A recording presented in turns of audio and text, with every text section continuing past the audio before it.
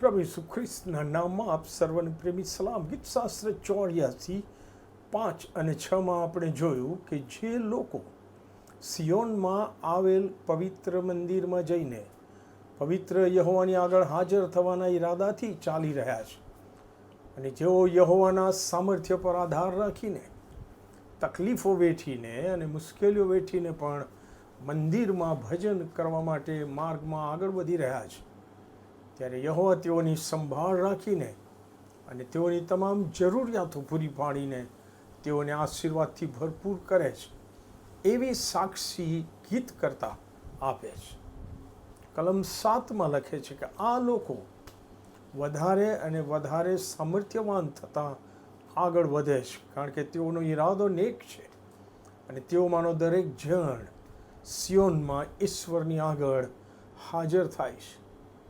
પણ ગીત કરતા પોતે કોઈક વિપરીત સંજોગોમાં ફસાયેલો હોવાથી આ આશીર્વાદિત લોકોના સંઘમાં કે ટોળામાં સામેલ નથી, પણ એનો આત્મા, એનું આખું વ્યક્તિત્વ યહોવાની હજુરમાં જવા માટે કેવી ઝંખના અને અભિલાષા રાખે છે તે કલમ 8-10 કરેલી પ્રાર્થના પરથી આપણે જાણી શકીએ છીએ.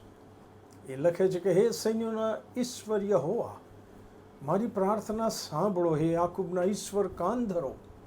હે ઈશ્વર, અમારી ઢાલને જુઓ અને તમારા અભિષિક્તના મુખને નિહાળો, કેમ કે 1000 દિવસ કરતાં તમારા આંગણામાંનો એક દિવસ શ્રેષ્ઠ છે અને દુષ્ટતાના તંબુઓમાં રહેવું તે કરતાં મારા ઈશ્વરના મંદિરના દરવાન થવું તે મને વધારે પસંદ છે.